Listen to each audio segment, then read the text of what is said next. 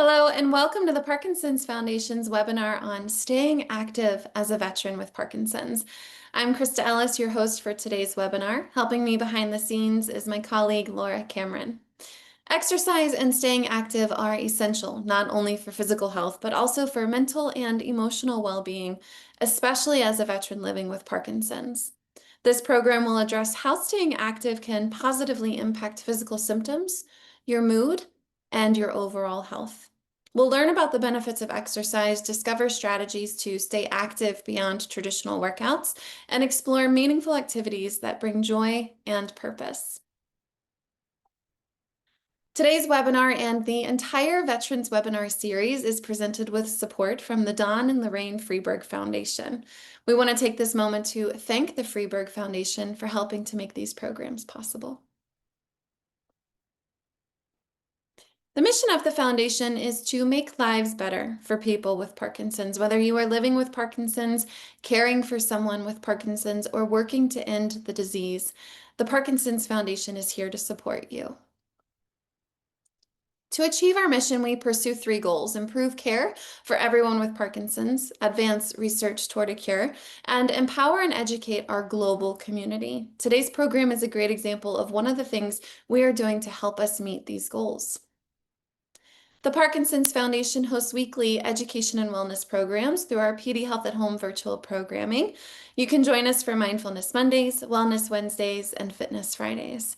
Most of the PD Health at Home programs are recorded and posted on the Parkinson's Foundation's YouTube channel.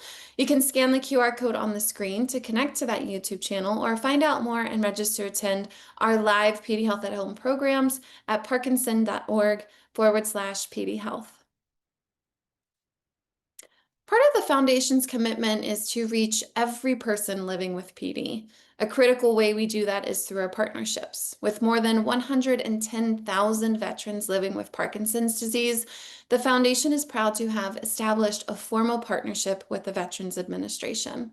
This partnership has the overarching goal to improve the quality of life for veterans living with Parkinson's disease and their care partners through greater access to education, resources, and support. I'd like to invite you to visit our webpage and explore the resources offered by the Parkinson's Foundation that can support your navigation of living with Parkinson's as a veteran. That website is parkinson.org/veterans. I'm honored to introduce our first speaker, someone who brings both expertise and heart to her work supporting veterans living with Parkinson's. Please join me in welcoming Dr. Hillari Olson, a doctor of physical therapy and a registered yoga teacher. She holds certification in both LSVT Big and Power Moves, two evidence-based approaches that help individuals with Parkinson's improve their mobility, function, and quality of life. Hillari serves as the program coordinator and physical therapist for the Parkinson's Disease and Movement Disorders program at the Minneapolis VA healthcare system, where she combines clinical skill with a passion for helping veterans live well with Parkinson's. Hillari, thank you so much for joining us today. You bet. Thank you, Krista, for that lovely introduction.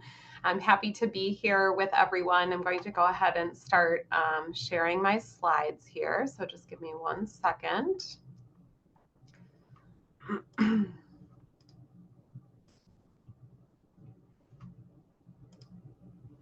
right, hopefully that's coming through okay for you all. Looks great. Great, thank you. So I have the opportunity to chat with everyone a little bit about exercise and some of the background in exercise. You may have heard already many things about exercise and Parkinson's disease. So hopefully this will help to solidify your understanding of why exercise is so important in those living with Parkinson's disease. So I just wanted to start off with a couple of definitions. Sometimes I find frequently in my practice with veterans with Parkinson's disease that oftentimes we're asking kind of what is the difference between physical activity and exercise. And so the bottom line is that exercise you can think of as kind of something that's more structured, planned, and formal. So you're setting out to do something like biking or swimming or boxing that you're going to do for maybe a period of time, with the end or intermediate goal of improving or maintaining your physical fitness. On the other hand, physical activity is really any body movement that your body does that results in some type of energy expenditure. So it can be walking around your house, doing household chores, participating in sports or leisure activities, and exercise is considered to be a subset of physical activity. So both are good and important, and we'll take both of them in any form. And we'll learn a little bit about exercise today. So why is it important for individuals with Parkinson's disease to exercise? So one of the most important things about exercise is that it really helps to protect your brain.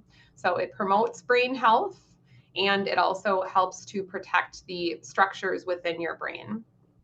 It protects those cells in the brain from damage, and there's actually no medication that does this. Additionally, it has benefits to multiple systems in the body. So if we think about our cardiopulmonary or our heart and lung system, our muscles and our bones, our nerves and our muscles, and various other systems within the body can all get benefits from exercise. There are also studies that have shown that exercise can help to slow the disease process, can help to slow down Parkinson's disease. And we need more studies that will look at exercise and its impact on this. But some preliminary studies have shown that higher intensity exercise potentially may be more beneficial than moderate or lower intensity exercise at helping with this. This is why it's great to encourage you to talk to your physical therapist, especially if you're able to see someone within the VA who works with veterans with Parkinson's disease to determine a specific type of Parkinson's exercise program. And this really takes into account your own physical level of fitness, as well as things that you enjoy, things that are meaningful to you, because that we know that that helps promote adherence, meaning that you'll stick with it longer if it's something that you like to do. And then helping you to work on exercise and goals is helpful at having you be successful in executing that exercise. There is specific types of exercise that is recommended for Parkinson's disease, although there are a variety of different things that can be done. So just I'll speak briefly about the Parkinson's Outcome Project. So this project was launched in 2009, and it's a seminal Parkinson's disease study that captures the experiences of people with Parkinson's disease and their care partners over time on a variety of topics. And these topics include things like medication, treatment, exercise, and lifestyle measurements. And this is the largest ever clinical study of Parkinson's, and it's an ongoing study. So if you're not participating in it and you desire to be, you can look at the Parkinsons.org website for more information. So looking at this Parkinson's Outcome Project, by asking people with Parkinson's and their care partners about their experiences through this project, the Parkinson's Foundation identified some key clinical practices that can help improve quality of life for people with Parkinson's. And I'm just going to focus on a couple of those today. So one of them was early referral to physical therapy, preferably at diagnosis of Parkinson's disease. And the other one is integrating exercise into treatment plans. So it's been shown that people who start exercising earlier experience a significant slower decline in quality of life than those that start later on. So the take-home message is that we want to see you as soon as possible, and we want to get you started on a lifetime exercise regimen. Really, it's going to overall be helpful for you and your overall quality of life. There's many studies on exercise and its benefits in Parkinson's disease.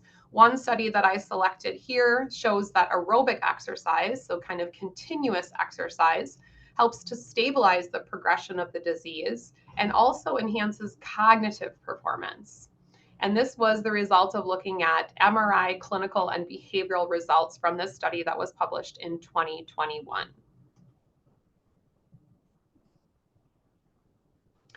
So exercise has many benefits for everyone. The benefits of exercise in Parkinson's disease are numerous. So I'll just kind of go through a number of different things that have been shown to be beneficial from exercise. So in general, when we think about exercising, we get an increase in blood flow to both the working muscles as well as the brain. So what we see then as a result of exercise is both improvements in physical and cognitive function. So an effect on both motor and non-motor symptoms is also seen in individuals with Parkinson's disease that participate in exercise, and this is a positive effect. So we already talked a little bit about how some exercise has been shown to help slow the progression of Parkinson's disease. As I mentioned, it has an impact on cognitive symptoms, including things like memory, attention, and concentration.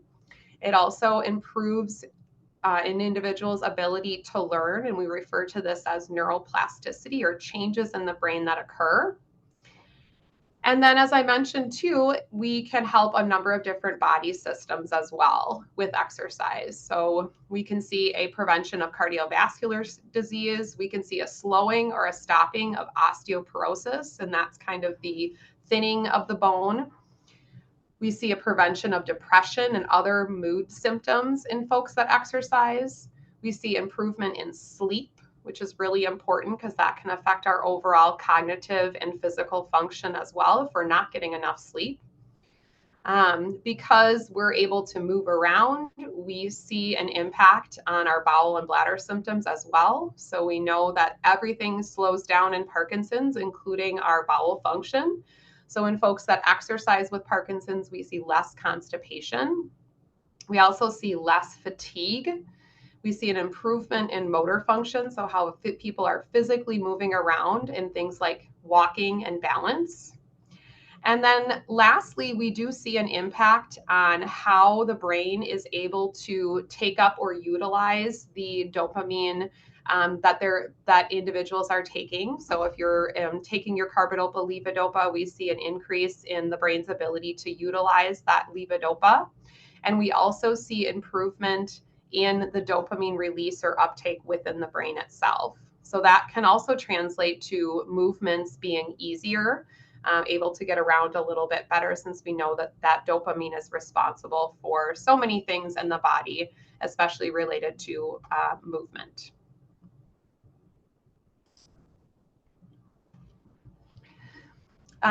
The infographic here on the left is something that was put out by Parkinson's Foundation and the American College of Sports Medicine. This is a really great kind of a short summary document about what specific Parkinson's exercise recommendations are really advantageous for folks living with Parkinson's disease. So as you can see here, there are a variety of different types of exercise that can be beneficial and are recommended for folks with Parkinson's disease. And we'll kind of talk through each of those different types of exercise. Before we do that, though, just a few things to consider when we're talking about individuals with Parkinson's disease participating in exercise. So as we know, Parkinson's disease involves a loss of error detection signals in individuals that have this disease. So what that means is that folks with Parkinson's don't necessarily know that they're moving slow or they're moving small. So a lot of times it's really helpful to have some type of external cue because of this. So that could be a verbal cue. It could be me modeling some exercise and saying, do what I do. It can be things like using music or a treadmill.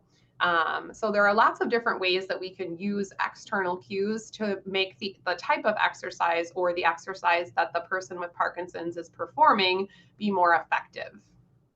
The other thing to think about is we lose those larger movements in folks with Parkinson's disease. So we want to make sure that we're emphasizing how big our movements are, so that if we kind of over exaggerate or overshoot, we end up with kind of normal looking movement during our exercise versus very small movements. So we're always going to keep in mind how big we're moving during exercise. The other thing to keep in mind is the exercise intensity, and we'll talk about that a little bit as well. So there are studies that suggest that higher intensity exercise is more beneficial than low intensity exercise. So we'll keep that in mind as well. And we'll talk to you about how you can utilize a subjective rating scale to be able to determine your intensity or exertion level while you're exercising. It's recommended to try to exercise every day. So just like you take your Parkinson's medications, you should exercise every day as well. Some type of movement in the body is going to be good for helping with a number of different things. A lot of folks find that it also helps them just move easier, which in turn helps them to be more independent with things like taking care of themselves, getting dressed, taking a shower, rolling over in bed.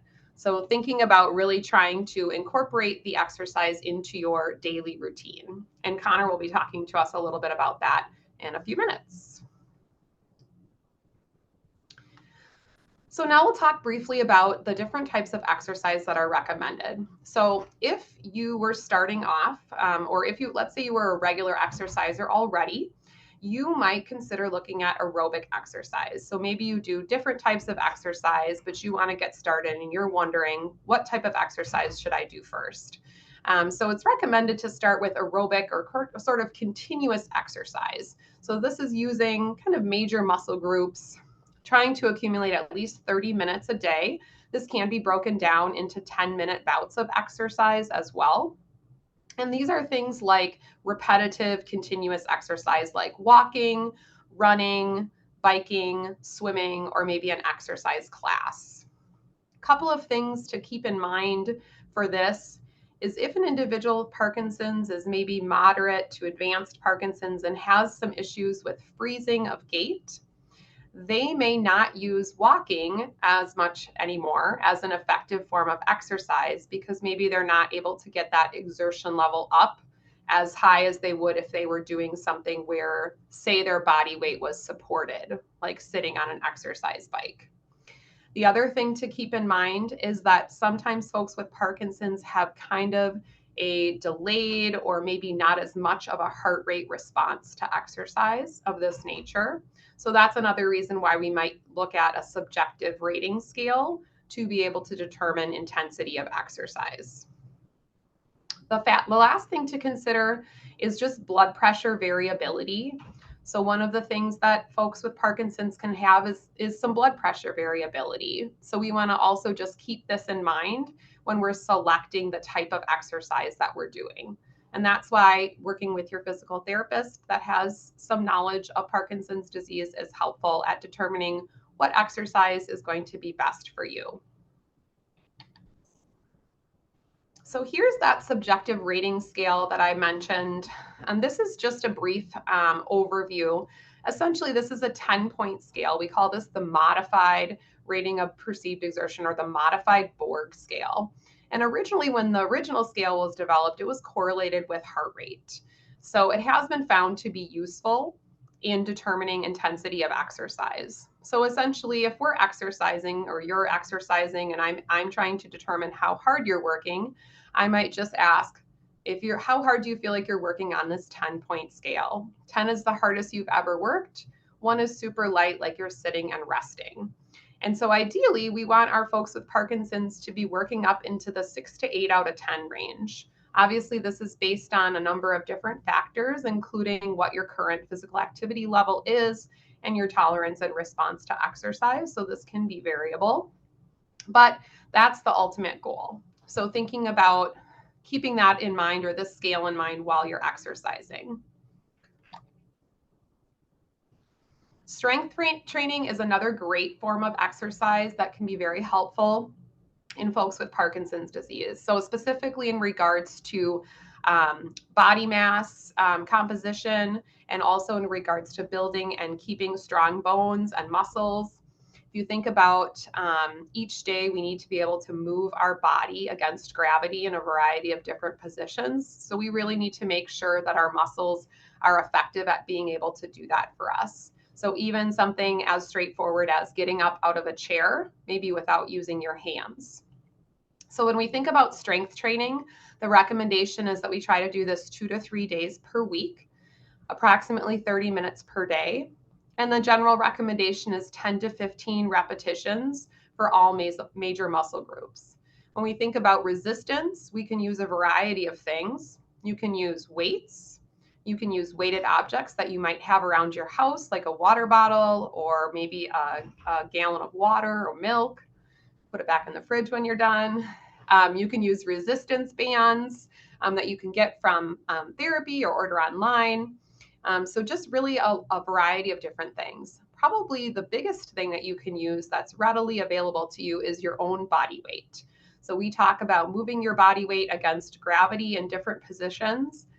Thinking back to your boot camp days when we're talking about things like push-ups or sit-ups, push-ups against gravity, you can use a variety of different ways to do that, like using a counter or using a wall. Getting up out of the chair is moving your body, doing some body weight squats. So different things like that can really be helpful at building strength. Some considerations for strength training are rigidity or stiffness that you might feel in either the trunk or the extremities. That can be something that might impede your ability to maybe perform a full range of motion. So some warm-up exercises might be helpful for you before you get going on your resistance training. If you have trouble with balance, you want to make sure that you're working with your physical therapist to decide what position is going to be best to accomplish your exercise. Maybe you do a standing and have support from a chair, or maybe you're able to do some strength training in sitting. So there's a variety of different things. And then I mentioned before, keeping in mind that we want to move through a full range of motion. So that pulls in our amplitude or how large we're moving using whatever available range of motion we have, so we get the most effective form of exercise. And so this is just an example of something that you might think about doing for strength training that's really functional, meaning that something you probably are going to have to do anyways. So squatting or bending down and then standing up and pressing up a weight over your head. So that might be advanced for some folks. This might be right where you are, but we'll have a chance to try some exercises a little bit later on in the presentation as well.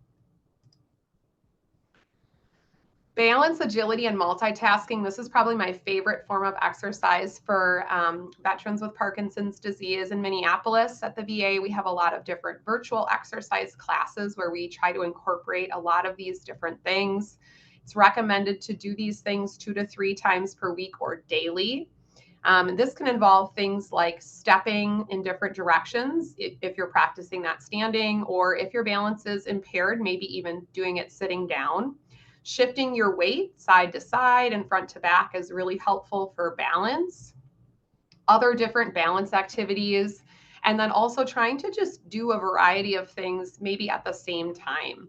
So one thing to think about is if you are, one thing we know about Parkinson's is that some of our automatic functions get hard. So if you think about walking as something that we do typically automatically, we don't have to think about it much.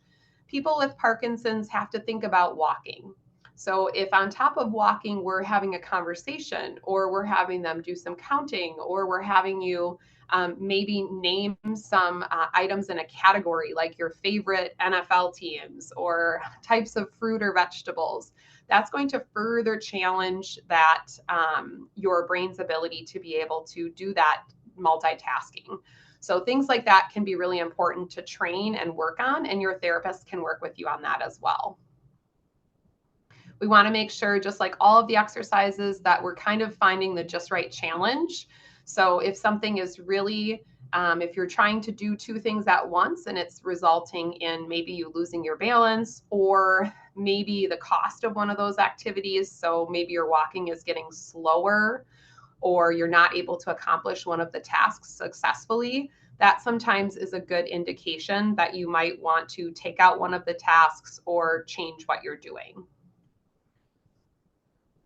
So one of the things that we can do in a Parkinson's specific exercise class is we might do some shadow boxing, and we might count out loud using our loud voices.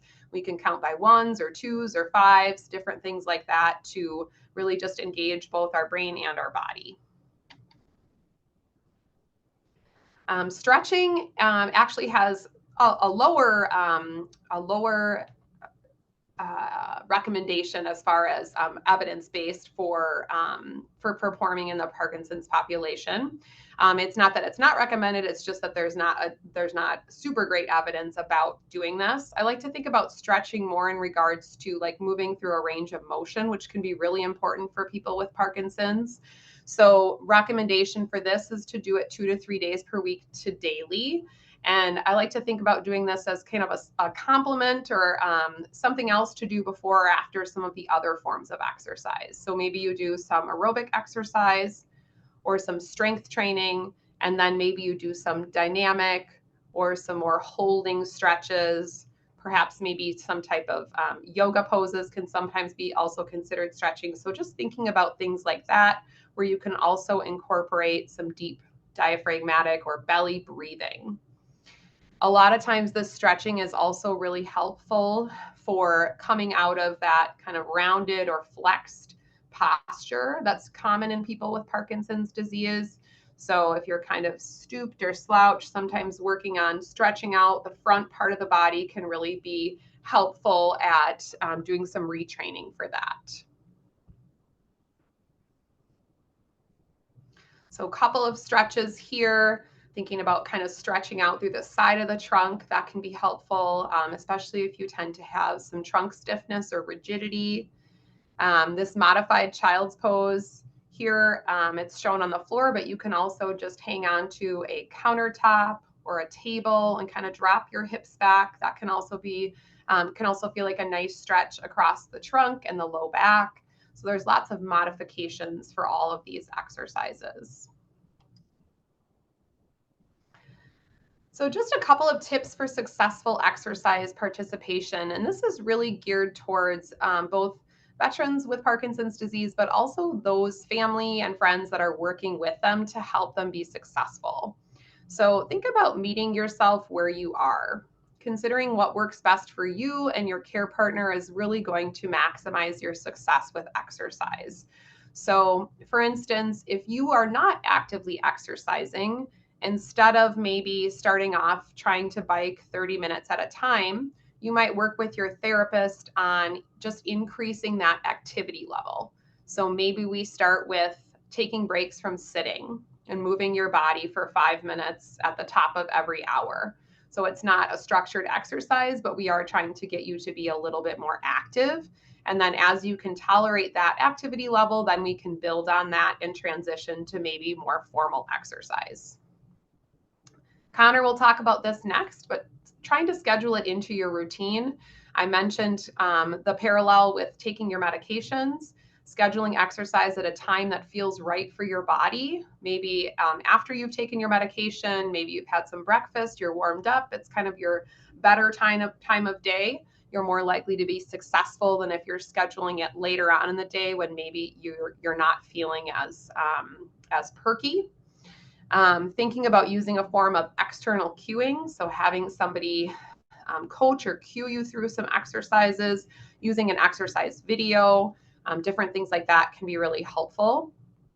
Focusing on aerobic exercise and task-specific exercise first, so things like getting up and down from a chair, and then that continuous exercise. And then also just remembering that starting small and having those small successes can lead to really big changes. So we're not looking for you to exercise just for 3 months and then be done. We're looking for this to be a lifelong habit. And that's really going to be most effective at helping you live your best life. So as far as how you get started with exercise, you can think about connecting with your VA physical therapist. So if you're in the Midwest and you have access to the Minneapolis VA, that's a great place, or any of our VAs. For the most part, you can self-refer to physical therapy. So that's a great way to get started. The VA also has a Parkinson's system of care, the Parkinson's Disease Research Education and Clinical Centers, which is called PADRECC as the acronym. And the website is listed here. That has a variety of different resources for veterans and their care partners. And then, of course, Parkinson's Foundation really has a lot of great resources. The thing that I like best about this is that if you're internet savvy, you can go online and search around the website, but you can also call this number and ask and say, I am in the upper northeast corner of Minnesota. I'm wondering what type of exercise resources are available in my area, and they can help you with that. So that's a great way to find some community resources. And I know Emily will also be sharing some additional resources later on today. And then lastly, just advocating to see a provider in neurology who specializes in movement disorders, and then requesting a referral to rehab services. So really our therapists are designed to really be able to keep you living your best life. So just making sure that you're advocating for yourself to be able to see those specialists that specialize in Parkinson's disease and movement disorders. So that is what I have. And then I'm going to go ahead and introduce our next presenter. So Konner Kielman is the occupational therapist that works on my Parkinson's disease and movement disorders team at the Minneapolis VA. He joined our team in 2023. So he's been with us for a couple of years now, and he's done an excellent job. He went to school at the University of South Dakota and did a specialty in neurologic occupational therapy. He also was a clinical trainee at the Minneapolis VA before he came to work for the Minneapolis VA.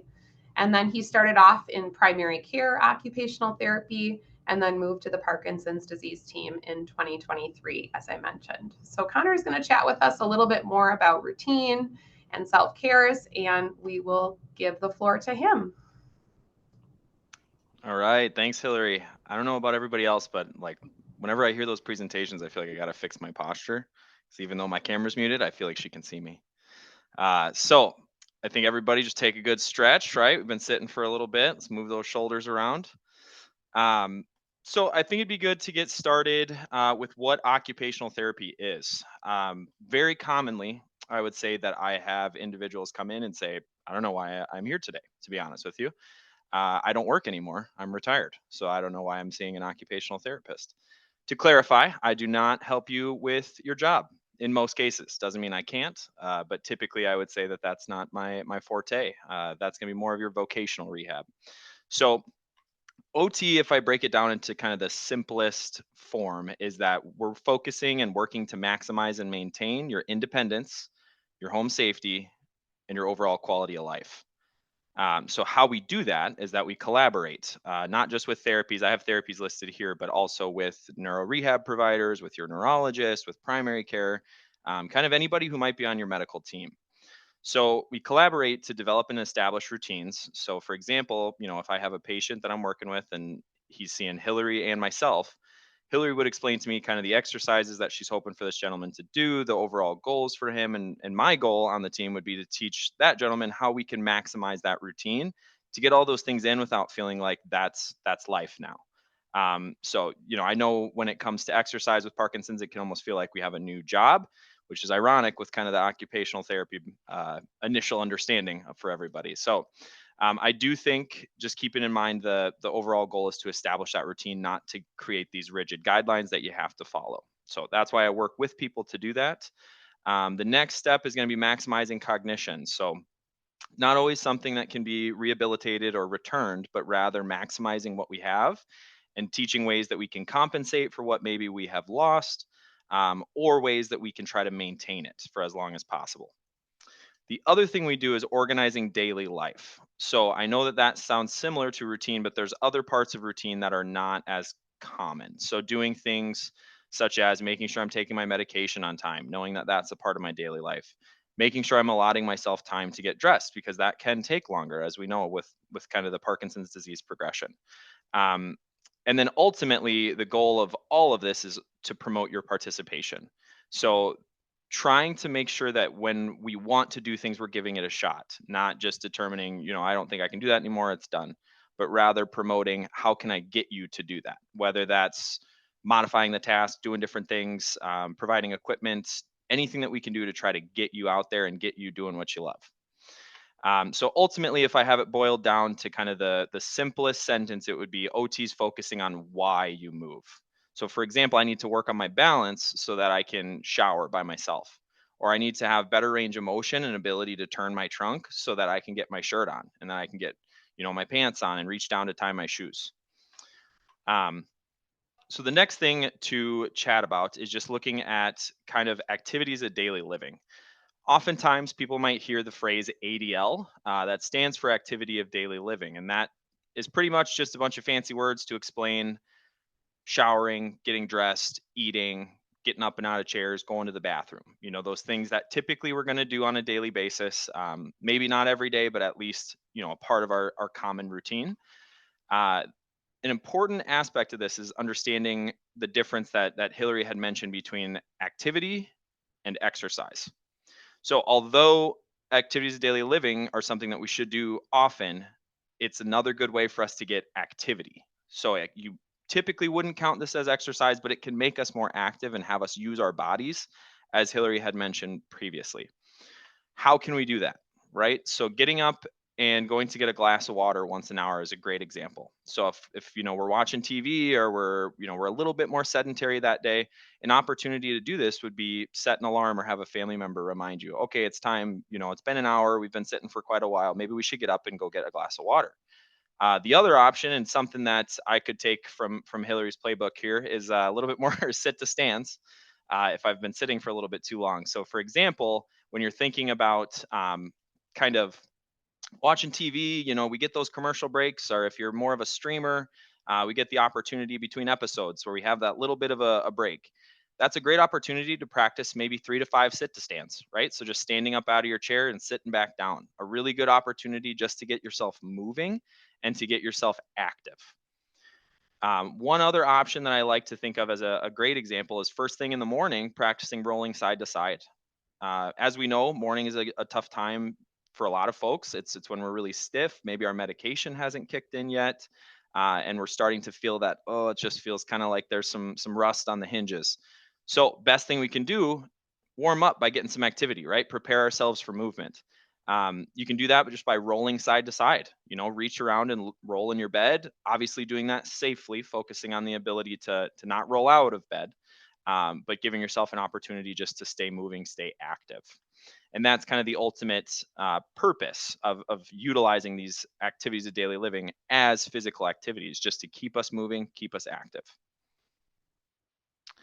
So one common issue that we run into, though, and that's kind of going back to even the exercise slides with Hillary, is that motivation can be a difficulty. So we know how often we should work out, or we know what we should be doing, but it's hard to get that initial drive to push us forward, right? And actually, through the Parkinson's Foundation, they determined that around 40% of all individuals diagnosed with Parkinson's experience apathy. So apathy and motivation are kind of tied together. Essentially, that apathy shows up and it makes us feel like, I don't really care if I do that today. I just don't feel like I have it in me. It just kind of doesn't sound interesting for me to do my exercise today. That a lot of the time I think can be taken personally by ourselves. So we kind of are hard on ourselves, thinking, oh, well, I'm just being lazy, or I'm not doing what my physical therapist said. When in reality, that's a manifestation of Parkinson's disease. So just like tremor, just like rigidity, just like, shuffling of gait, kind of all those different symptoms that we experience, apathy is on that list as well. So with that happening, we know that it's going to greatly limit your participation. It's going to decrease your motivation, ultimately kind of cause you to withdraw and not really engage in things, which then overall kind of demeans your quality of life.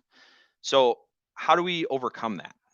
There's a lot of problems, with apathy that feel like it can't be addressed, but there are some ways to keep ourselves accountable and keep ourselves active.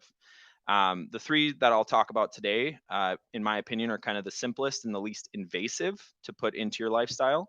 And that's going to be SMART goals, establishing a daily calendar or routine, or finding meaningful activities to help us get started so that it doesn't feel like we're overcoming this mountain, of tasks. Rather, start off small and kind of do the things we like to get us into a routine. So starting with SMART goals. It's an acronym. I'd like to kind of explain each one. I did bold the ones that I feel are the most important. So the letters stand for specific, measurable, attainable, relevant, timely. Now, what does that mean? So specific, I like to make sure that people are understanding what's your actual goal. a lot of the time I'll hear, well, I'd like to be more active, or I'd like to do the exercises that PT has given me, but that's not specific enough. So essentially, when we're saying that, the other decisions you have to make to meet those goals are, well, when should I do that? What activity should I be doing? Should I be doing the home exercise program my PT gave me, or the exercise program my speech therapist gave me, or the one that I got from LSVT? It gives us too many variables, and it's easy to talk ourselves out of doing it. So the first thing to do is to make sure your goal is specific. So instead of saying, I want to be more active, well, maybe my goal is more specific to walking. So because of that, I want to walk 30 minutes 3 times per week and leave it at that. And then we can kind of go to get started. Now we know, okay, my goal is I want to walk. I know how long I want to walk. I know how many times per week. And now I have a place to start. The next step is to make sure that your goal is measurable. So by saying, I want to walk 30 minutes, how many times? By when do you want to be able to walk? We don't have that ability to measure, so we don't have that ability to track our progress and kind of encourage ourselves to keep going. As Hillary had mentioned, when you make these small gains, you have an opportunity to make big changes. So what we need to start with is tracking those small victories and working our way up so that we feel more confident with what we're doing. The next one is attainable. So again, going back to that, start with those little goals and work your way up to the big change. If your goal is, I don't really exercise right now, but I'd like to be able to run a marathon by next week. If you find a way to do that, I would love to hear it, because I could probably make a lot of money off selling that training program. So I do think starting with an attainable goal and determining, okay, so maybe I haven't been walking a lot, but I'll try to be walking maybe 5 minutes. We'll start with 5 minutes, and hopefully by September, right, 4 months from now, I'm able to get that 30 minutes 3 times a week. So starting off with an attainable goal to help you stay committed and stay working towards that goal. And then this one, if I could triple bold it and underline it, I would, but relevant. This is another one where I see a lot of the time that we kind of fall off our goals, is that we're having goals set for us by other people. So for example, if you came to see me in occupational therapy and I said I wanted you really to start working on your memory by doing a crossword puzzle, but secretly you hate crossword puzzles and you just didn't want to tell me that day, I don't think that you should have to continue to work on those crossword puzzles, because it's not relevant to you. It's not going to make a difference in what you'd like to work on. It's not going to help meet any of the goals that you're hoping for. So making sure that you're setting goals that are relevant to you and meaningful for your life, not letting other people determine, this is what your goal should be. They can help you in kind of guiding you towards that area. So if you and your care partner or your spouse want to work on that, that's an opportunity to address, well, here's something we would like to do together. And then lastly, timely. So there needs to be a deadline, because the problem is, and this is something I run into personally, I'll do it tomorrow. So as we know, tomorrow, is kind of always in the future, and we're never not meeting our goal if I tell you, oh, I'm going to do it tomorrow, or I'll do it next week. We'll get there. That's why a lot of the projects that I've set out to do go undone, because I don't think that tomorrow is a true answer. I think a good way to do this is make sure I know by September I want to have my goal met. So then I also know, how do I need to progress that goal as we go. So some of the ways to kind of structure that time frame is through a daily calendar. Why do we do this? Just like I said, the goal is structure. I also want to reiterate the importance of scheduling time for life and having flexibility. Very often, I would say that I see people kind of fall off their goal path, or doing the things that they want to do because it felt like it was burnout. It was just kind of this, oh, every day at 9 o'clock I have to exercise, and every day at 11 I have this scheduled, and I have all these medical appointments.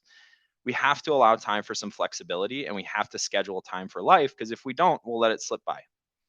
So the benefits of this are that you have the opportunity to track your progress, as well as kind of compensate for maybe some of those memory difficulties. So for example, if you have a set of activities that by tomorrow I have to go to my appointment with Konner and OT, I'm going to see Hillary and PT after, the wife wants me to finish up the laundry, and then I got to take my dog for a walk.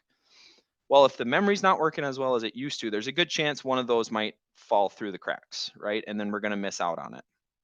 So having this daily calendar would allow us to kind of compensate for some of those difficulties and give you a to-do list to check off. Ultimately, the kind of overarching goal of this is to develop consistency. So this is something I wouldn't tell somebody to do for your average Wednesday, but rather on a daily basis. So allowing yourself to set this up every morning or the night before so that you can kind of track your to-do list and make sure you know what's coming up the next day. In order to develop this sort of muscle memory, that's where we need to be doing this on a nightly or daily basis. Because if we don't, it kind of slips out of the routine and then we don't think about it. So I do have an example of a daily calendar because I think a lot of times it's a little vague to describe that. So I just kind of made up a day for people. So let's say you're getting up at 7, you're going to bed at 10:30. Now, some of this stuff we'd like to keep as a daily routine that you're doing every day. So for example, uh, eating breakfast, doing your morning routine, like brushing your teeth, taking your medication, going to the bathroom, getting dressed, all those types of things, eating lunch, right? Eating dinner, your night routine, medications sprinkled in there as well. So all those are all the things that we expect to be every day. Now, what I'd like to have everybody take a look at is more of these kind of 9 to 12 time frames, 1 to 3, 3 to 5:30, 7 to 9.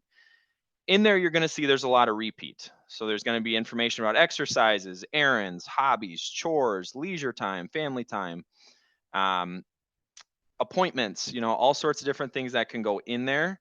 The goal of this is that each morning you can go through and select what you'd like to put in. So for example, for this person, they chose exercises in their 9 to 12 slot. So they did their PT from 9 to 9:45. Then they had some chores that they needed not to knock out that day. So then they also selected chores during that time slot and finished laundry. And then lastly, they had a doctor's appointment from 10:30 to 11:30. So this gave them the flexibility to pick those things in that time slot. Now, how this can work for you is, let's say 9 a.m. is a real bad time for when your medications are kicking in, and that's not going to be when I'm going to exercise. Well, now you can give yourself the opportunity 1 to 3 o'clock, 3 to 5:30, and 7 to 9 to pick, okay, I just need to squeeze exercises somewhere in there. But if you go through the calendar overall, the things you're going to notice is that this life is fairly balanced, right? So we've had the opportunity to make breakfast. We've gotten our chores done. We gave ourselves time to watch TV. We gave ourselves time to spend with family. We worked on our hobbies. We even had more TV time. It kind of teaches us how much time is available in the day, and that maybe we're spending more time doing things that we maybe don't care if we do, or maybe aren't as interested as we thought, but didn't realize we were spending that much time doing it. Um, so, to move forward, thinking about how we fill these things with meaningful activities. So I think the first question to ask, and that's anything that you can talk to your occupational therapist about, what makes you happy, right? So what do I like to do? Is it, I am a biker. I love to go, on the trails and ride my mountain bike. Or maybe I'm a golfer and I like to get out and, hit the links every now and then. That's what we need to start with as our opportunity to participate in these meaningful activities. So finding what that is for you and determining what are some non-negotiables, some things that I want to continue doing throughout my life. And then that pops up, I think, the age-old question of, well, what if I can't do that anymore? There's a lot of team members that are available to you that can help. So people like your occupational therapist, your recreational therapist, your physical therapist, your neuro rehab providers, we're all available to help you determine how can we still keep you doing that. Maybe it's changing when we're doing the activity. So, okay, well, we can bike, but we only want to do that when your medication's really working. Or maybe it's determining, maybe we'll just go to courses that have less hills. So when you're golfing, it's not so difficult to get around.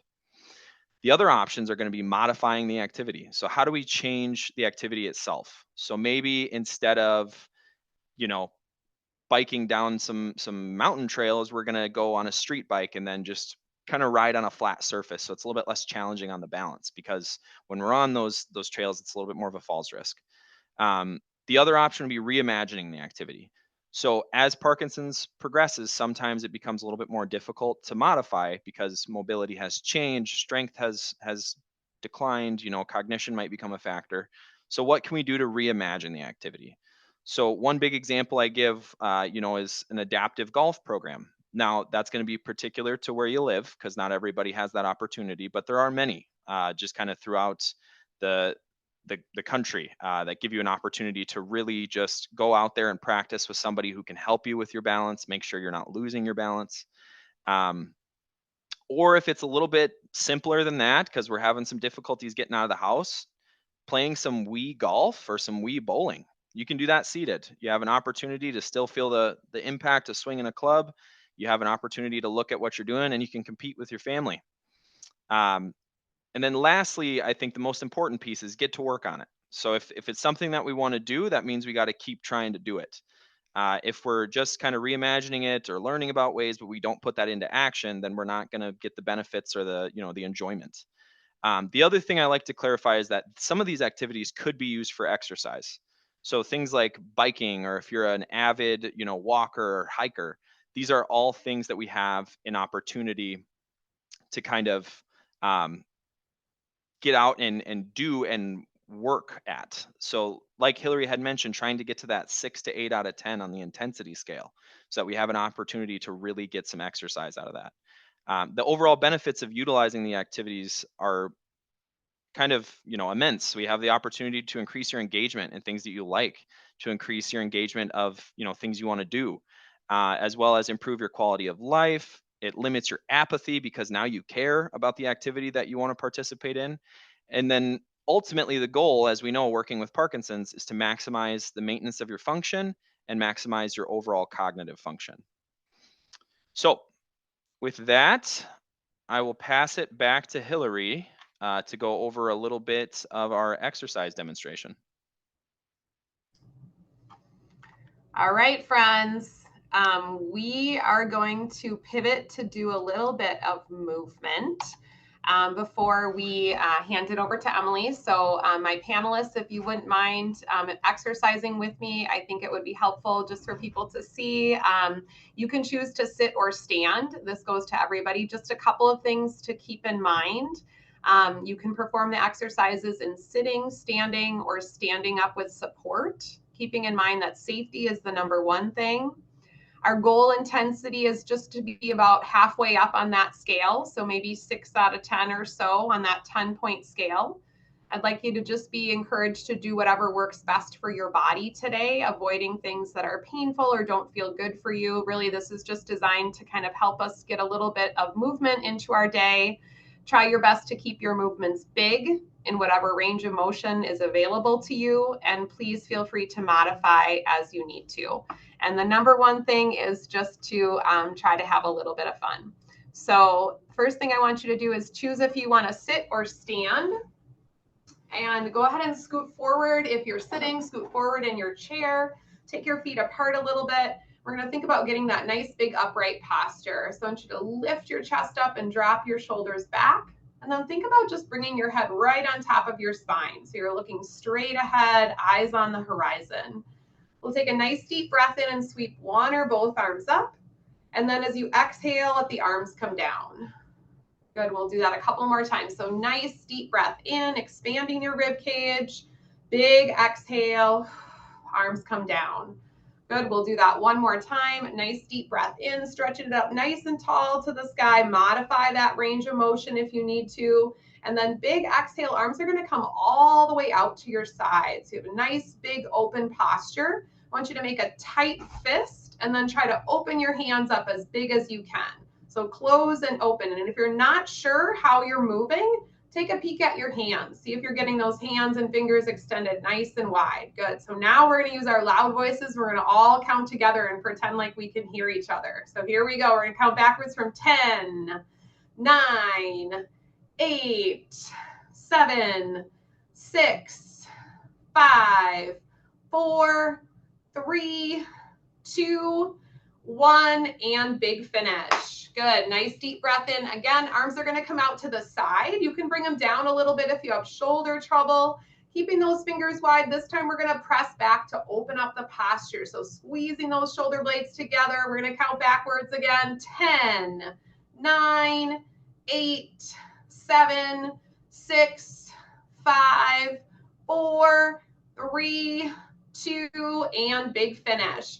If you're sitting or standing, we're going to take it to a march in place. So I want you to just go ahead and march in place. Try to move your arms and legs opposite if you can, just like we do when we're walking.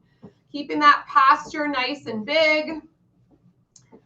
Good. Sitting up tall in your chair or standing tall. Keeping in mind that you're able to stand up and hold on to something if you need to.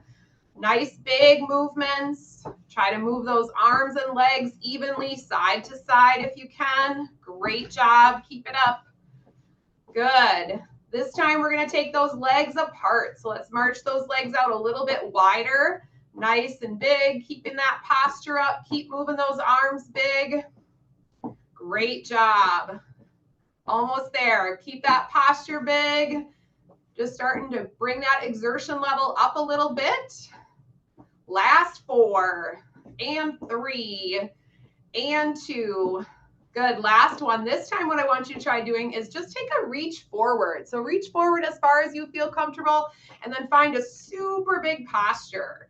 Good. We're going to do that again. We're going to reach forward big and then we're going to sit or stand tall big. Good. Reach forward big and then big posture. We're going to try 8 of those. So we're going to reach, big posture. Nice job squeezing those shoulder blades together, getting your body all the way upright. Reach forward, big posture. Nice job. Reach, big posture. 4 more. Reach.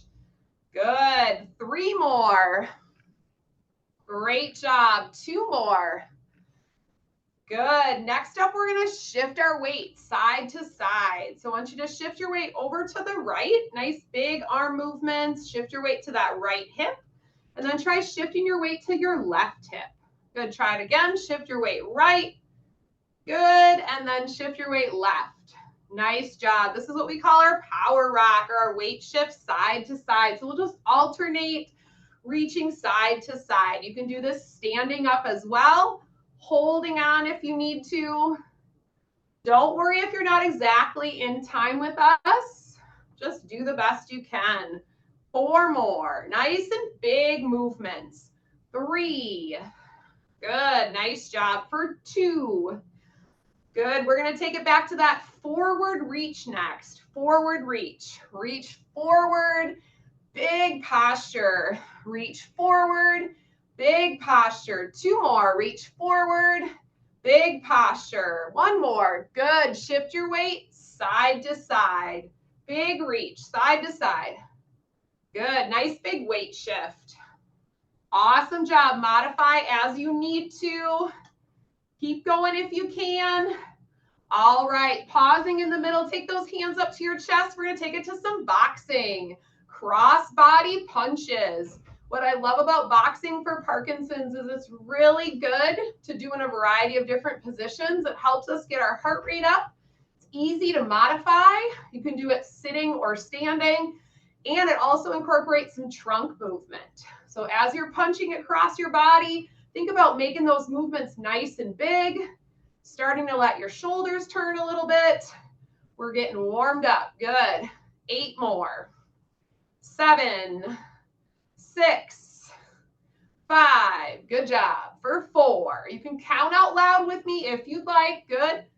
Awesome job. This time we're going to reach down towards the floor. So I want you to reach down as low as you feel comfortable and then reach up high to the sky. Nice big movements. Reach low and high. Good.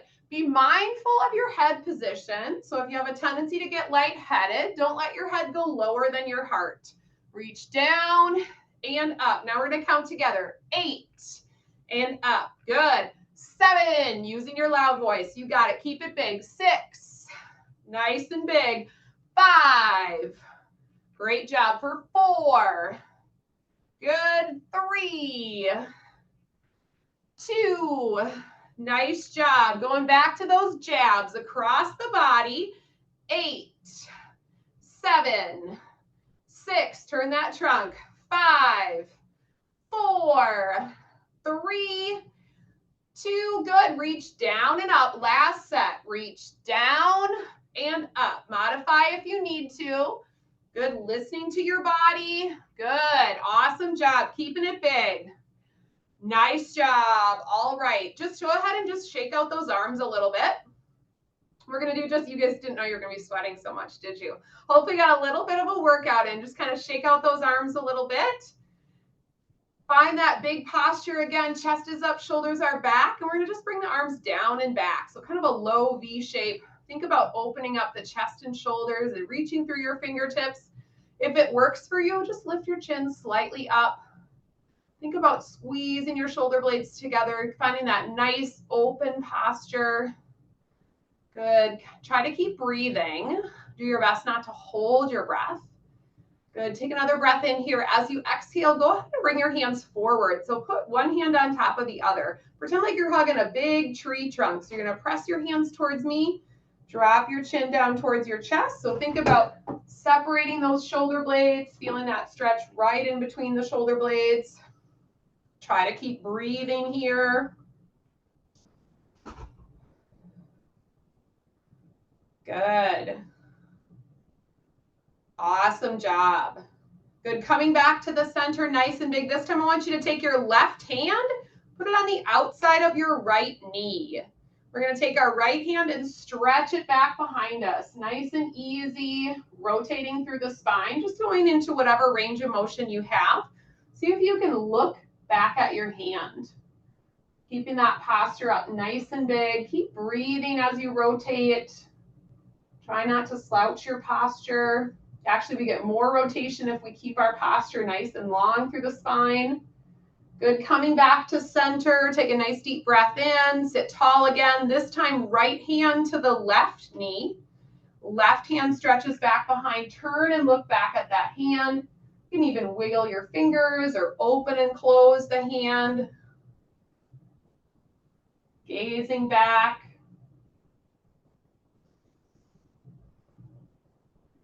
Good. Coming back to center. Nice deep breath in. If it works for you, your right arm comes up.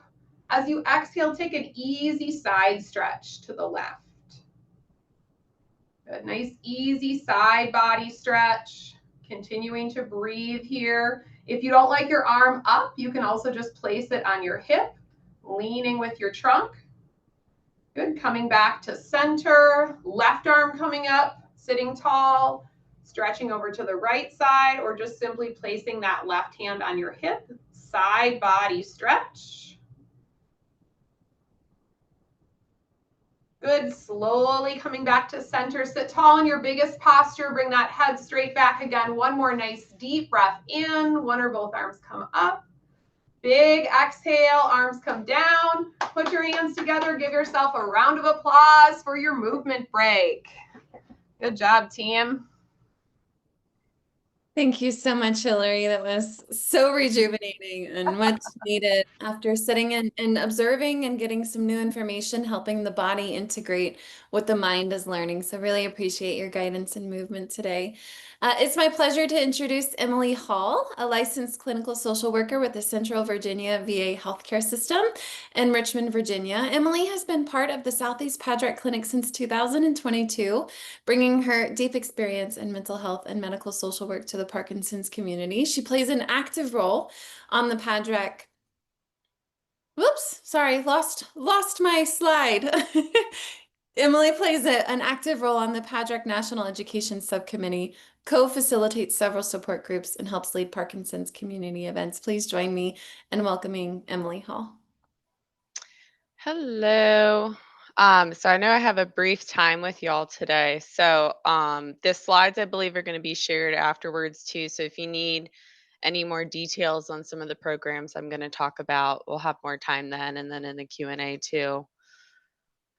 So I'm going to be going over some veteran-focused resources and community supports that are available for ongoing engagement in physical activity and wellness to maintain a sense of purpose and connection. So the VA has a whole health program. Just to say, the whole health principles are not unique to the VA, meaning other healthcare systems have incorporated these as areas of focus. But the VA did officially launch this program in 2011, and it focuses on a holistic approach to care that considers the entire person, including their physical, mental, emotional, and spiritual well-being, with the focus being on what matters to you, not what is the matter with you. It may appear to kind of be a vague topic to some, but any of these activities are incorporating some form of whole health principles. And in the words of James Clear, he shares meaningful change does not require radical change. So each VA medical center has whole health programs that may vary in what they offer specifically. But for example, these are some of the wellness programs offered here through the Richmond, Virginia Veterans Hospital. There are health and wellness coaches that are available for both individual and group coaching. Additionally, these are in the center of the slide. You can see these are some of the VA mobile apps that are available for download that are also supported by the whole health program. And the what you see on the right again is just some examples of some of the offerings at Richmond. These slides again are going to be shared after, so each of the right here, they're all live links that you can click on to get a little bit more information about whole health. The great part about some of these education and handouts is if you're not a veteran registered for care, you can still use some of this information as well. The GeroFit program is also an exercise program that promotes health and wellness for veterans. Participants in the program have demonstrated improved health, mental, physical function, and well being. It's a great way for veterans to stay active by using a variety of strength and aerobic exercises. They offer a lot of different group classes, also like Tai Chi, dancing, walking, and balance. Um, Veterans are given a personalized exercise prescription, and guidance in carrying out the exercise program is provided by trained exercise staff, which can be a physical therapist, kinesiotherapist, nurse, kind of just varies at each facility. Gerofit was actually started in 1986 in Durham. The program is now offered at 33 different VA healthcare systems around the country. And if you go online at these links here, they have different locations where you can find it. But if they don't offer it at your specific facility, a lot of the GeroFit programs offer telegerofit, meaning it's done via telehealth as well. We have quite a few veterans in our clinic that are utilizing this. The VA Move program is also a unique program that we have here for veterans. So it's a weight management program that's supported by the VA's National Center for Health Promotion and Disease Prevention. It's now in its second decade of operation, and it includes the most up to date approaches for weight management. These are some of the program offerings that are available, but they've also made some resources that are available online as well to individuals, even if you're not getting care at a veterans hospital, that you can still access and use. And to get started, there are links on this page that you can use to register. And then what it will do is kind of send it to the local MOVE program, and they'll kind of finish the screening with you as well. Now, in order to maintain meaningful purpose and connection, it's also important to ensure your mental health needs are being addressed as well. Um, Essentially, like emotional fitness and well being. So, the VA offers a variety of mental health support services at each VA, some of those being in the primary mental health integration clinic. There's various psychotherapy and psychoeducational groups. Now, the flyer on the left shows the New Jersey VA telemedicine program, which is sponsored by the VA Office of Rural Health. And this is focused to enhance emotional well being. It's offered nationally for veterans via telehealth to help veterans with PD cope with depression, anxiety, and the stress and challenges of living with the condition. The flyer on the right is a specific mindfulness group. It's a 6-week program that one of our neurology social workers here at our VA runs in a virtual group format. So while this program might be unique to our VA, the overall goals and protocols are based on the VA CALM group principles, which are typically offered also within the whole health programs. So, Together We Served is an online community website with over 2.5 million members for military and veterans. They launched a free service called Veteran Buddy Link, I think within the last year, to assist veterans who, due to their location and circumstances, may find themselves a little bit more isolated in a state of loneliness and would welcome some kind of support and friendship of other veterans, particularly those living in their neighborhood or their area.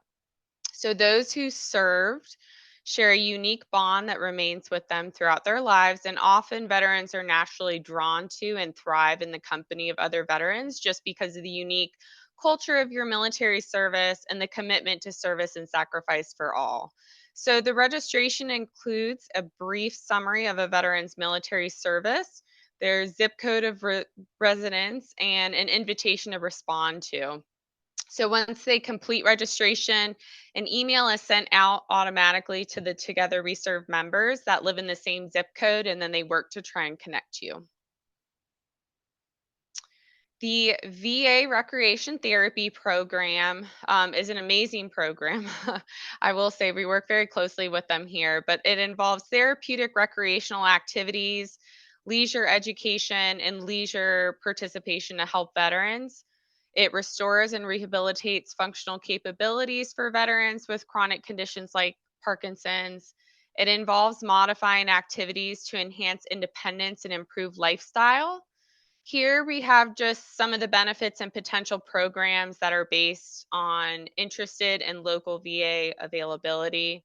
But I'd like to highlight specifically the community reintegration aspect, leisure education, and the social opportunities included as well. And group art outings are a huge part of the VA Recreation Therapy Program. This is just a few of the photos of different events that have happened for people around the country. Again, they can be specific to definitely where you live if you're going to the water, but what the offerings they have there locally.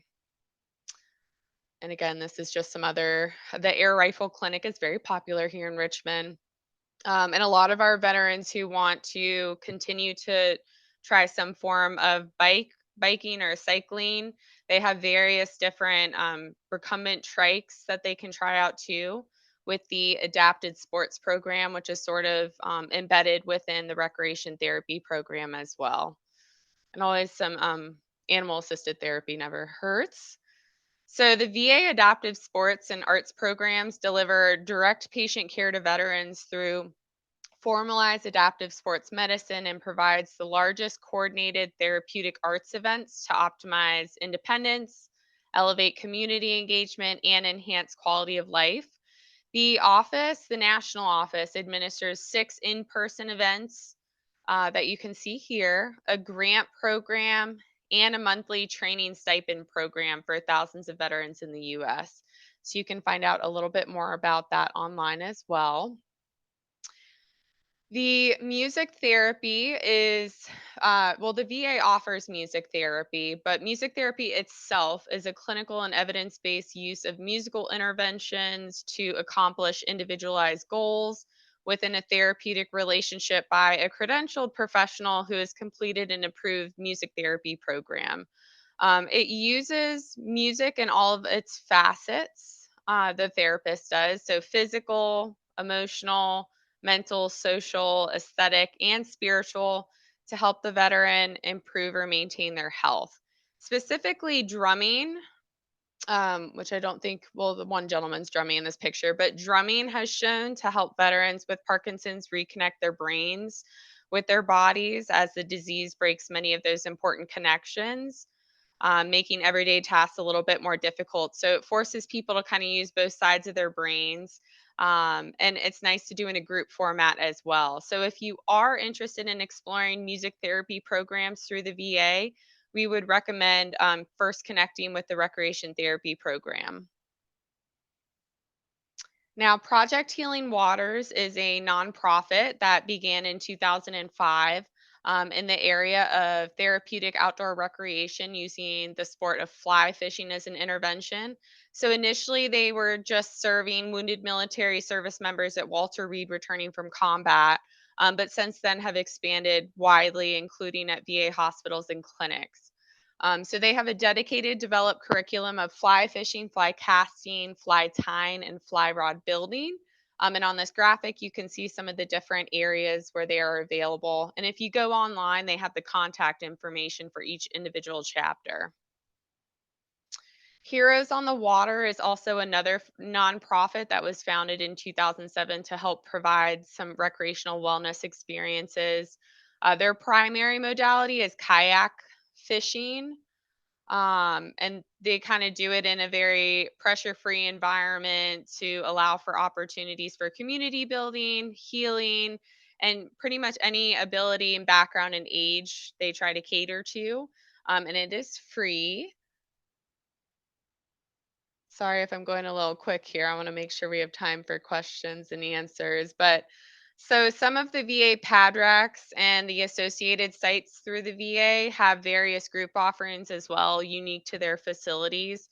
So speech therapists may offer loud crowd or speak out therapy groups, which many of our veterans love to participate in on a weekly basis.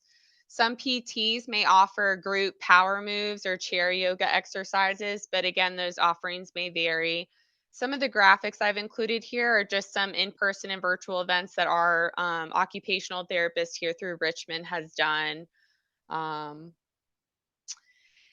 and it's important to also kind of think outside the box and try something new when we're looking at kind of staying active and staying connected. So, our nurse helped with an amazing little pilot program that our local PADRECC has done with veterans called Virtual Lego Group. They meet monthly and work on various projects throughout that time. They have organized a few in person builds, but the majority of their meetups are done virtually because people live kind of hours away from each other. And they were able to kind of meet when we had an in person event to show off their work. Our nurse coordinator here, Jessica Kaplan, has also been using the Parkinson's Foundation community grant to generate a virtual improv group that we have here called At Ease. So they actually have an instructor, if anyone's heard of him, Rob Cochran, who's well known in the PD community and the founder of Yes and Exercise. So he helps run that group as well. Lastly, so veteran service organizations can serve many roles, most well known for helping with assistance with claims, but they're also a very good opportunity for communities for veterans and care partners to fulfill advocacy, support programs, and other social engagement for our veterans with PD. So the real question is, how do I start finding these resources? And that's where I would encourage you to connect with a social worker at the VA. So, we're here to assist veterans, families, and caregivers in resolving what we call social determinants of health that may challenge your health and well being. We're woven into the fabric of the VA healthcare system, meaning you can kind of find one of us anywhere. Um, Often people may think to only utilize social workers when you're kind of in this state of crisis or you have urgent care coordination needs. But we're really here to help get to know you and kind of figure out what matters most to you, and also help find resources and ways to help explore and address your needs. I know we're short on time, so I'm going to kind of filter through. But if you're connected with a VA PADRECC clinic, I would highly recommend trying to get in contact with a social worker there, or if there's a neurology affiliated social worker.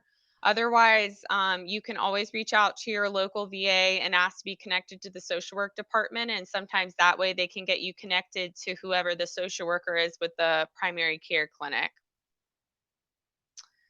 And in summary, again, these are just some of the programs that we've already gone over, but it's important to not forget that there are a vast amount of community resources that are not veteran focused that are amazing for staying active and staying connected. A lot of the different Parkinson's foundations or local groups will put on free exercise programming. So if you're having trouble finding any of that, just reach out to a social worker, or if you're working with a therapist, they may be able to connect you as well. And I'll just kind of send this with you guys, but this is a dopamine little menu that our nurse coordinator made, but it's to really help you try to incorporate some activities that you can do maybe individually with a partner or family member in some more social related activities. So again, they're almost like SMART goals, but kind of like coping skills as well. Yeah. So again, these are our PADRECCs and trying to get connected. These slides will be provided. So again, if you're having any difficulty getting connected to one of the Parkinson's and Movement Disorder centers or associated sites, the VA does have a hotline that you can call for assistance. Awesome. Thanks so much, Emily. Really appreciate you outlining some really helpful resources. And as Emily was alluding to, we will send you the PowerPoint presentation so you can click those links and access them and inquire on what's supportive to you. And Konner and Hillary, I'll invite you back to answer some questions for us. So the first question that we received was about exercise, and our participant is curious if it's possible to do too much exercise. Well, I think it depends on what type of exercise you're doing. Just like anything, we want to think about, sort of the calories that you're taking in and the calories that you're expending through your daily activity and your exercise. So I would probably say to maybe consult with your physical therapist just to make sure that the exercise that you're doing is safe. And I'll probably just leave it at that. Good. So another question about exercise and particularly strength training relating to slowing down or deterring the onset of dyskinesia. So Tim asks, is it true that routine strength training can slow down or even deter the onset of dyskinesia? So dyskinesia is actually a symptom, or I'm sorry, not a symptom. It's a side effect of the Parkinson's medications. So dyskinesia can be sort of referred to, or you can think about it like sort of those writhing movements or kind of movements that happen. And it's because of excess dopamine in the system. So if we remember that dopamine helps us to move. So sometimes if we're taking that dopamine replacement therapy and we have too much dopamine, it can give us extra movement. So you might be potentially referring to maybe other motor symptoms of Parkinson's disease.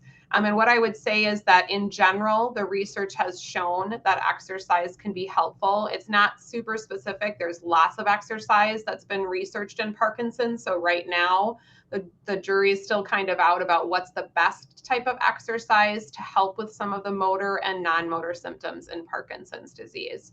So I don't know if that completely answered your question, but hopefully I would say some exercise at any type that you can do that you find enjoyable is going to be helpful for a variety of different reasons.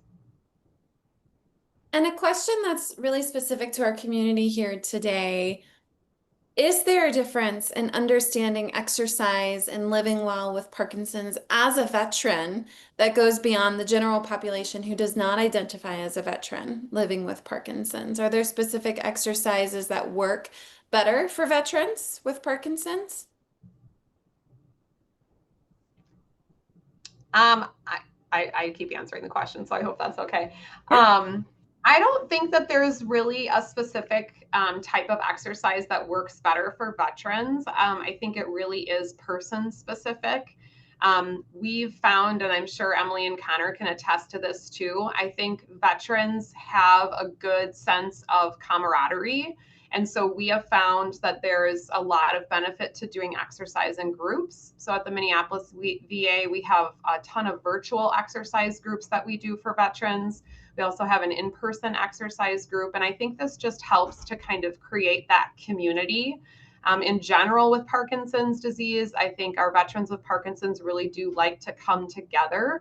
So those social settings, I think, really are helpful. So I would encourage that if you have a local group, if you have a small group of veterans, or you can do something with like-minded individuals, I think that always helps to kind of promote adherence and really kind of sticking with that activity or exercise. I don't know if Konner or Emily have any other things to add to that.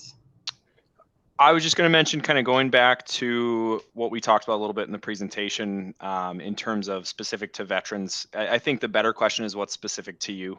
What do you like to do? What's going to get you to do it?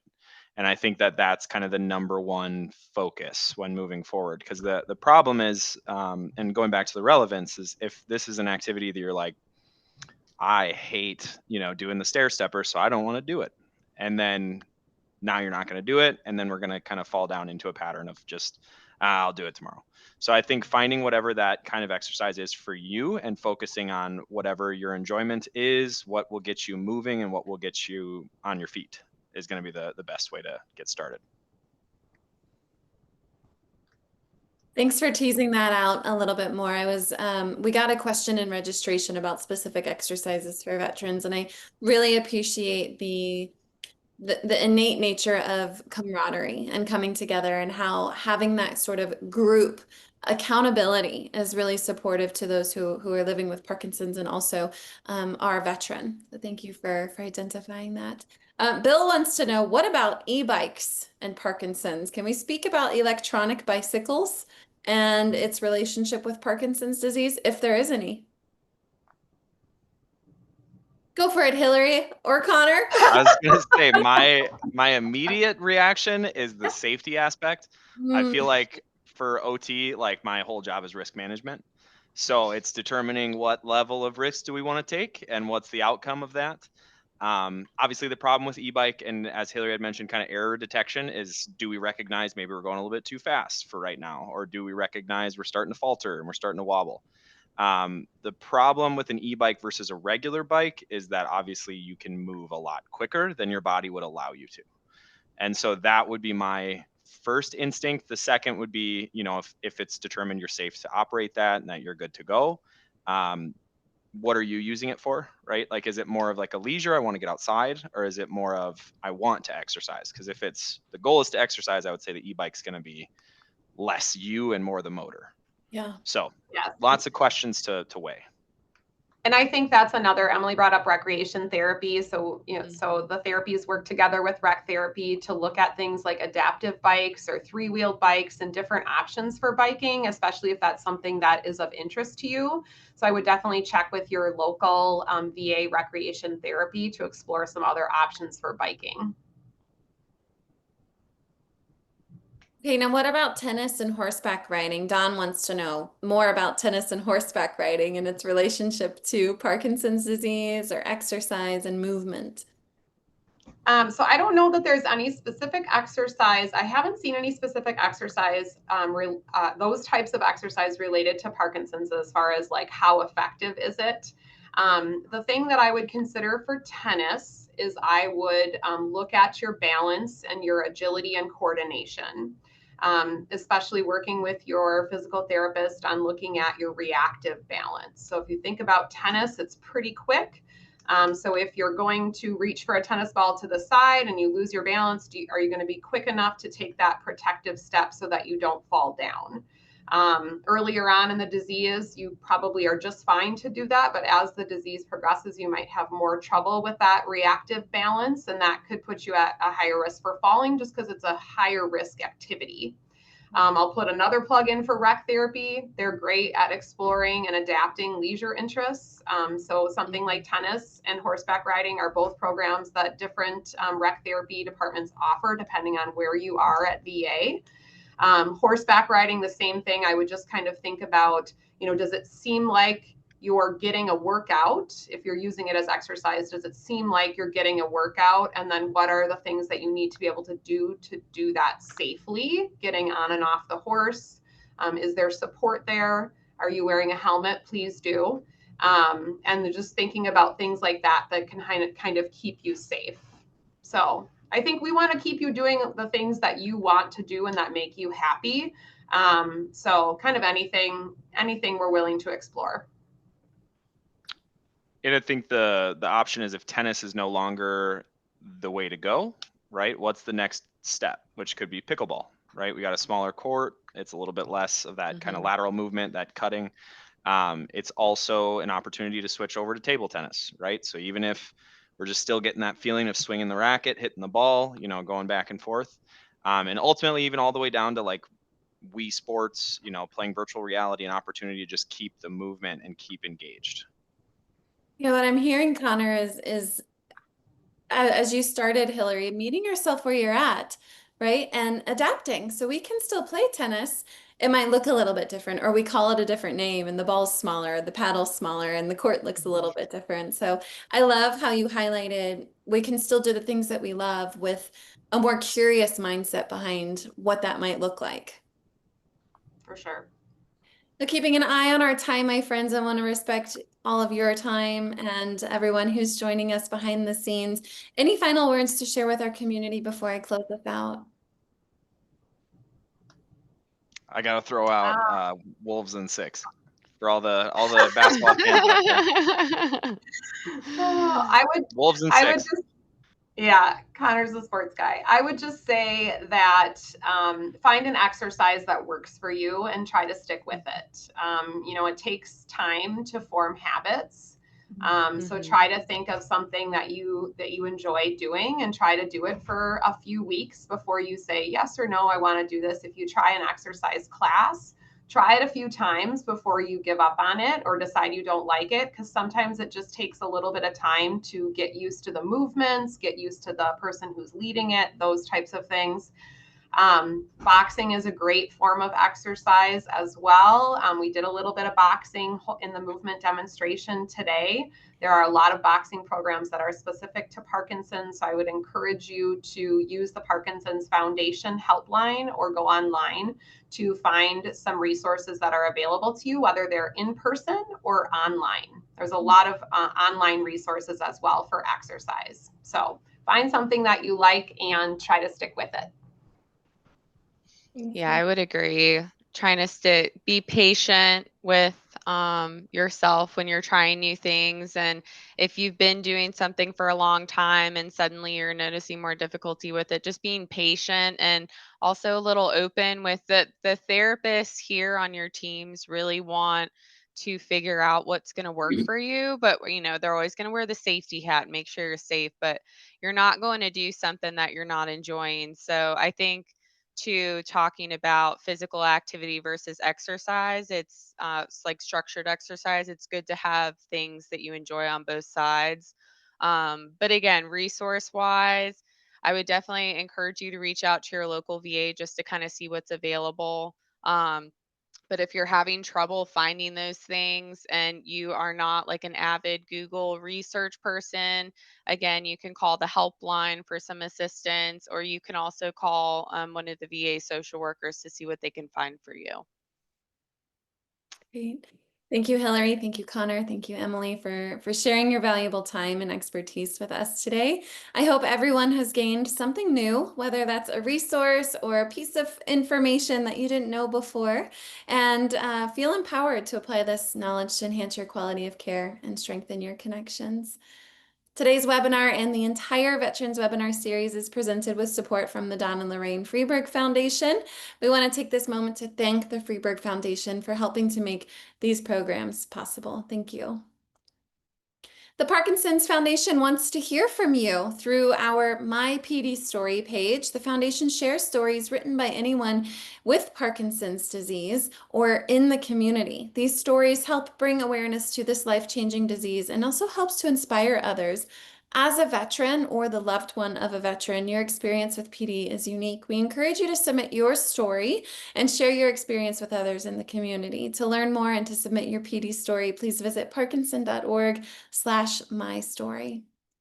Don't forget to visit our webpage and explore the resources offered by the Parkinson's Foundation that can support your navigation of living well with Parkinson's as a veteran. That website again is parkinson.org/veterans. If you had a question today that was not answered or you didn't feel called to write the question into the chat, please reach out to our helpline, calling 1-800-4PD-INFO or email helpline@parkinson.org. You can use that same contact information to order our free resources, get connected with local or virtual resources, download educational book series, and our hospital safety guide. We thank you for joining us today and hope we get to see you again soon.